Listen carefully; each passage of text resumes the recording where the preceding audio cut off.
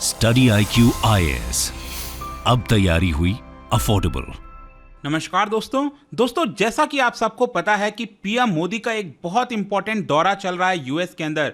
काफी लंबे समय के बाद यूएस के प्रेसिडेंट ने स्टेट विजिट पर बुलाया है भारत के प्रधानमंत्री को। और यहां पर कहीं ना कहीं हम सब जानते हैं कि यूएस कोशिश कर रहा है कि सब कुछ वो कर सके भारत के लिए, ताकि चाइना को काउंटर करने में यूएस को मदद मिल सके। और इसके लिए बाइडन जो हैं सारी चीजें करने को तैयार हैं। आप देख रहे होंगे, टेक्नोलॉजी ट्रांसफर से लेकर जो भी चीज यूएस कर सकता है भारत के लिए वो कर रहा है। लेकिन इन्हीं सारी चीजों के बीच में एक बहुत ही चौंकाने वाला बयान बैरक ओबामा के द्वारा आया है। और चौंकाने वाला इसलिए है क्योंकि आप सबको पता है कि जो बाइडन है इस समय जो प्रेसिडेंट हैं वो बैरक ओबामा के कार्यकाल के दौरान वाइस प्रेसिडेंट रह चुके हैं। और बाइडन और बैरक ओबामा बहुत ज्यादा क्लोज हैं। और बैरक ओबामा खुद यहां पर चाहते हैं कि बाइडन प्रेसिडेंट बने। हमने देखा डोनाल्ड ट्रंप जब दोबारा री इलेक्ट होना चाहते थे तो बैरक ओबामा पूरी तरह से सपोर्ट में थे बाइडन के।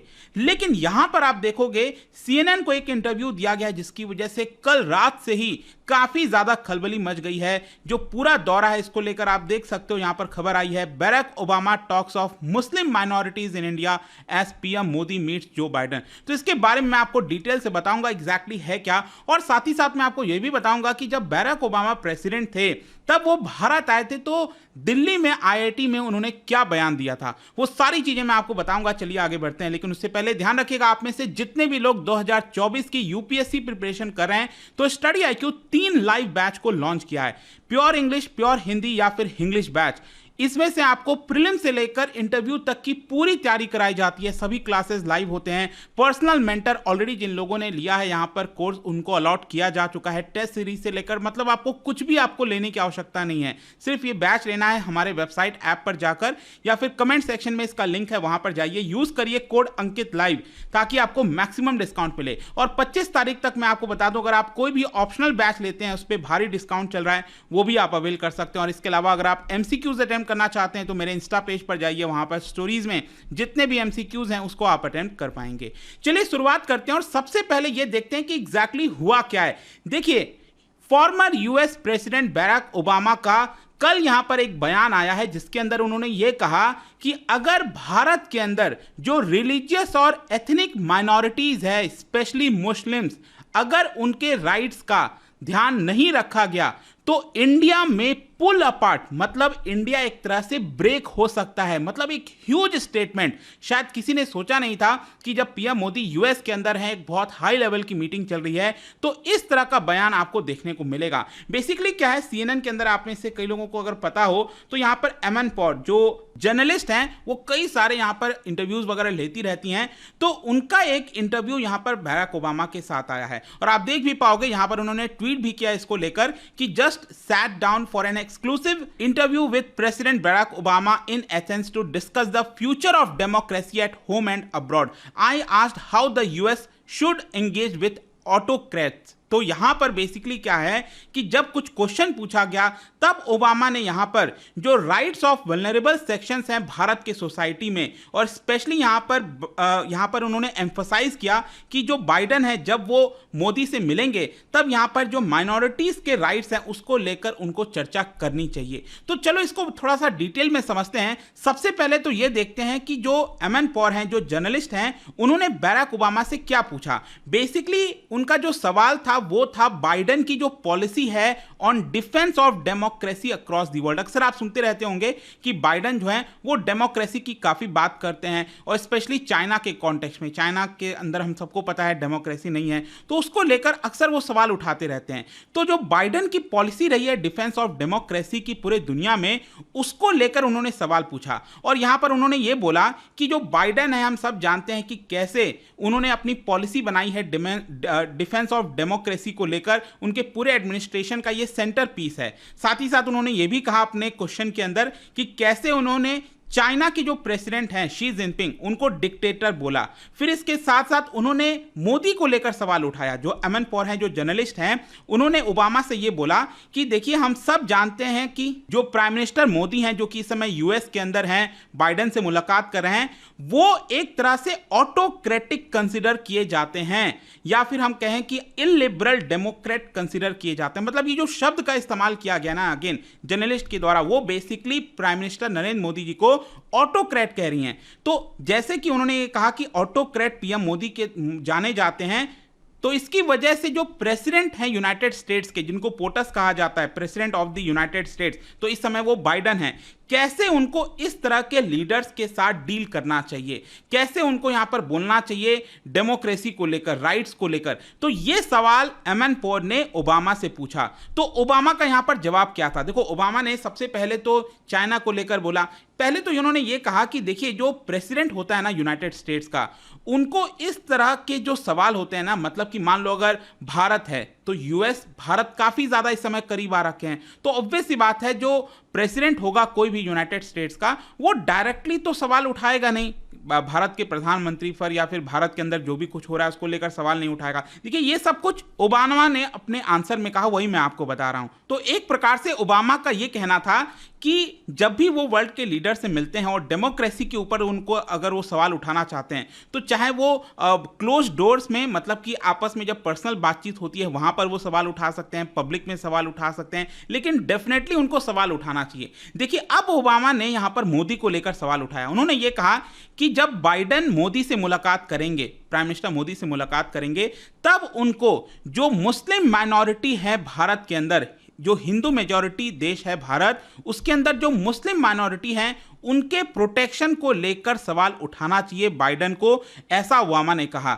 उन्होंने यह भी कहा कि अगर मैं मोदी से कन्वर्सेशन करता, अगर मैं मोदी से बातचीत करता, तो मैं यहां पर उनको यह बोलता कि देखिए जो एथनिक माइनॉरिटीज हैं भारत के अंदर, स्पेशली जो मुस्लिम्स हैं, उनको हमें राइट्स देने की आवश्यकता है, उनको प्रोटेक्ट करने की आवश्यकता है, क्योंकि अगर हम उनको प्रोटेक्ट नहीं करेंगे तो आज नहीं तो कल जो भारत है वो पुल अपार्ट हो जाएगा, मतलब कि भारत ब्रेक हो सकता है। ये यहां पर बोल दिया ओबामा ने, और इसी की वजह से इस पूरे इंटरव्यू की बहुत चर्चा होने लगी। इसके साथ साथ ओबामा ने यह भी कहा कि वी हैव सीन, हमने देखा है कि कैसे जब भी किसी देश के अंदर लार्ज इंटरनल कॉन्फ्लिक्ट होता है तो कैसे वो देश यहां पर ब्रेक हो सकता है। सो दैट कि अगर इस तरह की चीजें होंगी, मतलब अगर इंटरनल कॉन्फ्लिक्ट भारत के अंदर होगा, जो माइनॉरिटीज के राइट्स हैं उनको प्रोटेक्ट नहीं किया जाएगा, तो ये सिर्फ मुस्लिम्स के लिए नहीं बल्कि हिंदूज के लिए भी खतरा बन सकता है। I think it is important to be able to talk about these things honestly. मतलब उनका बेसिकली ये कहना था कि बाइडेन को मोदी के साथ मिलकर ये सवाल उठाना चाहिए, ये उन्होंने कह दिया पूरे इंटरव्यू के दौरान। अब क्वेश्चन यहां पर यह भी आएगा कि जो ओबामा है उन्होंने अपने प्रेसिडेंटशिप के दौरान क्या कहा था। बेसिकली क्या है ना, अगर आप देखोगे जब ओबामा प्राइम मिनिस्टर, हम सबको पता है 2 टर्म के लिए प्राइम मिनिस्टर थे, 2008 से लेकर पहला तो 2012 और फिर उसके बाद 2012 से लेकर 2016 के बीच में, मतलब 8 साल का पूरा कार्यकाल था उनका।